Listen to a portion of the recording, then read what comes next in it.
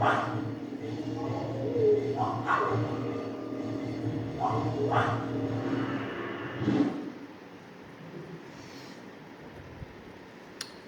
you ever have cats, that's like an everyday thing. Or one cat, if the cat is sitting on your lap, she's so skittish that any little sound, she just claws you. She just like locks it in and then launches from you. And sometimes, if you want to be mean to somebody, you'll try to scare the cat while she's on somebody's lap. Not that I'm saying that my kids do that, but they have, even recently, to some of the adults in the building, in the house. So, my sermon and my scriptures today, my sermon is actually Wrestling with God. Scripture is in Genesis chapter 32, but I'm going to be following a little bit. I'm going to try to recap and sort of show you a little bit of a reoccurring sort of theme through the Old Testament of Genesis. And we'll kind of start in Genesis 21, and I'll kind of throw a little bit here and there in there, but I wanted to kind of basis for chapter 32, verse 22 through 31. The story is this young first grade teacher was sitting in a circle with all of her students, and she asked them, "What did you want to be when you grow up?" And one by one, they each shared a little bit of a story. One announced, "I'd like to be a nurse like my mother."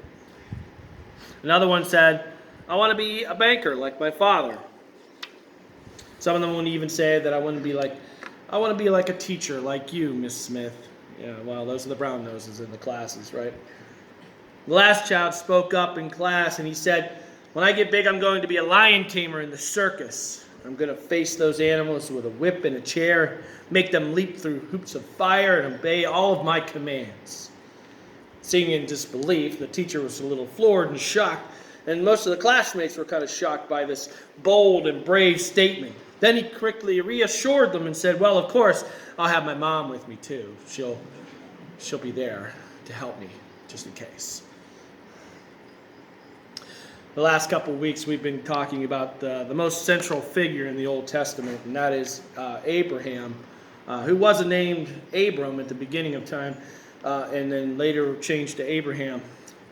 He had a son, Isaac, and last week we looked at Isaac's son, Jacob and Esau, and their story. And we see some similarities between Abraham's life and that of Jesus. And we discover Abram, who had fathered his son by his servant Hagar, who was named Ishmael.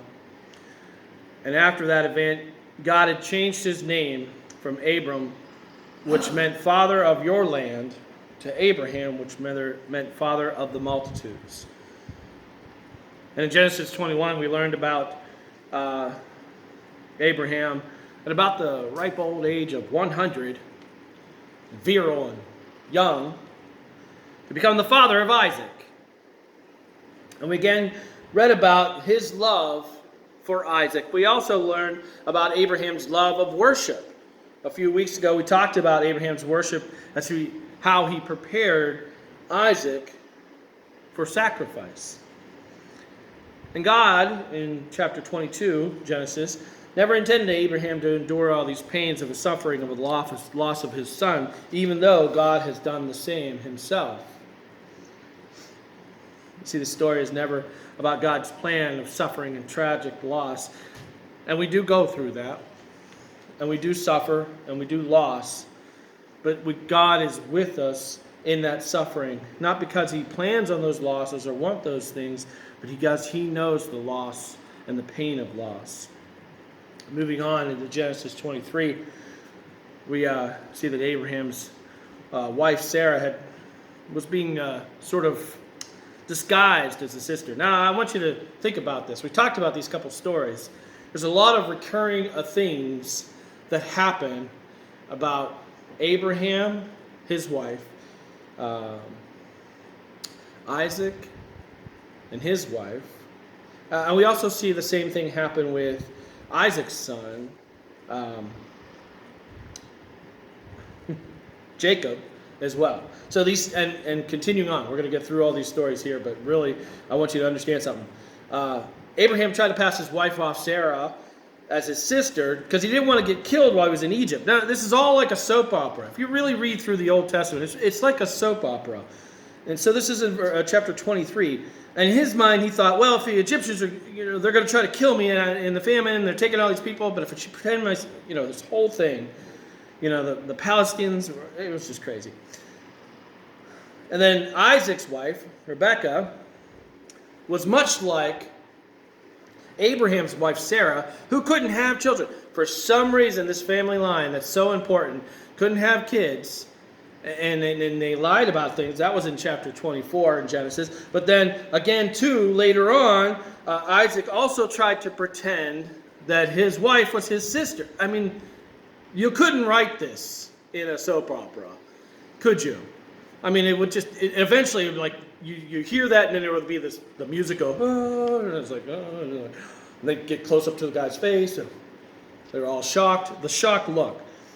Anyways, moving on to the story that we shared last week in Genesis 25, when they had his wife, Isaac's wife, was pregnant with twin boys, and it was read that there was jostling inside. There was fighting inside. Now, I've never had bodies inside of my body, but anybody that's maybe had twins would know the turmoil of having two little beings in there punching at each other all day long.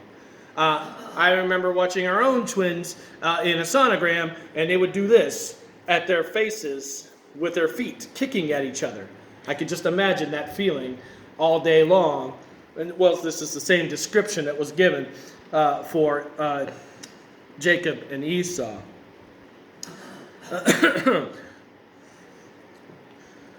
Jacob's story, now as we move along, Jacob's story is quite a mess. It follows a lot of the same stories as his father and his grandfather. He was very greedy and self-serving. And it's so funny to read all these stories thinking, how bad are these people? And this is where the line of David and Jesus comes from. We have the worst people ever. And that's what happens. And we get our saving grace and our salvation from soap operas of the Old Testament. He's greedy, he's selfish. Jacob was selfish and self-involved. He cheated his brother out of the birthright. He deceived his blind father into becoming the head of the household and the heir of all things. God seemed valuable to use Jacob in some ways. Even had Jacob, who later had a dream in Genesis 28. The dream of reality presented something that he would see into the futures, into the possibilities of God's presence. And it also revealed that God told him, I will never leave you. I will always be there. No matter how stupid you are, and no matter how many dumb things you've done, I will never leave you. I will still be here, and I will still be there for you. See, the God of the universe promised that he would accompany him and reminded Jacob of that promise that would be made very valid. And these promises are valid today even as well. Jacob's story is an amazing one that we will come back to in a little bit and through some of the gaps as much as we possibly can. But this morning we're going to follow into a little bit the beginning of this and after the dream. So starting in Genesis 29, Jacob continued to find himself in Haran. Then he fell in love with Rachel. Now get this, the daughter of Laban, who was his uncle. So he fell in love with his cousin and wanted to marry her. So he asked his uncle to marry his cousin's hand. Laban said, well, if you work for me for 7 years and you do all these things and kind of go through all that, I will give you my daughter's hand in marriage. So Jacob did those things. Now Jacob being known for a person to kind of deceive and kind of cheated his brother, and he did all this stuff and was trying to marry his cousin, all these things. Again, this is like the strangest soap opera ever. He was duped. At the time of the wedding, Laban switched out his daughter. He switched out his daughter, and her older sister, Leah, was married instead. Well, that's kind of sneaky. So a person that was always trying to be sneaky and conniving and doing all these, kind of got it in the end. A little bit. It's not really the end. We still got a lot of story to go. But Jacob, who was the deceiver, was now duped himself. Now, I want you to think about that. Leah was not Jacob's choice to be married. She was instead God's choice for Jacob. You see, sometimes what we want is not what God wants. Sometimes God has a plan for us, and He knows the intention. He knows the future. He knows what you need to do. We can kick it, fight it, do whatever we got to do to think that we can do this ourselves or make our own choices. But sometimes God is going to make stuff happen and put things in place because He has a plan for you. He has something specific for you. You might not like it, but that's His intention for you. But He must have been okay with Leah because she had 12 children. So obviously, He liked her enough for all that. I mean, that's going to happen. So Leah's son eventually would receive the birthright, the place of the leader of the 12 sons of Israel. In fact, that is the line of David and Jesus, a direct descendant of Leah, is Judah. And it is because of God's choice. It's not because of what Jacob thought he wanted or had or fell in love with. I mean, sometimes we fall in love with things. I mean, I'm really bad at that. I'll fall in love with a car. I mean, I just see a certain car, I'm like, oh, Camaro, oh, whatever, that would be me. But is it God's choice that I have a Camaro? No, and that's a really stupid statement. I mean, come on. Why would you, can't even afford one? I mean, ask my wife, I'll say the insurance will be through the roof, and it would be like, why? It's gas hog, whatever. I can like it. I don't have to love it, right? That's how it works. Eventually, Jacob does get married. I mean, he does marry Rachel. So he ends up marrying two of his cousins instead of just one. So two is better than one, I guess. I don't know. But like Sarah and like Rebecca, all of his other families, Rachel could not have kids. I think there's something in the water over there in Israel that these ladies don't know how to have babies. I mean, Leah did. She had 12. I mean, but she's from a different area. She's not maybe like the same place. But still, these are all, it's an amazing thing. It's an amazing thing. But eventually, Rachel did have a child. But again, if you remember the story of Abraham and Hagar, right? Well, what happened in this story? Rachel felt, well, we have to have a child, so I'll give you one of my maidservants, and she can have our children. It's the same story. Well, why are these repeating? We repeat history a lot, don't we? We repeat history a lot even in our own, life and country and everywhere else. You would think we kind of would learn from our past, but sometimes we don't. Sometimes we repeat it, and sometimes our children repeat it. Well, eventually Rachel, too, became pregnant and gave birth to a son named Joseph. Many other things happened throughout this timeline. And Jacob had a lot of things happen while he was with Laban and working with him. They were both pretty tricky and pretty sneaky about things and deceitful on both parts. It's amazing that you think about all this stuff, all this trickery, all this deceit, all this bad stuff. And again, this is where Jesus comes from. This is where his family. It's like you picked the worst family ever, and if you understand the reasons behind all these things, it makes so much more sense.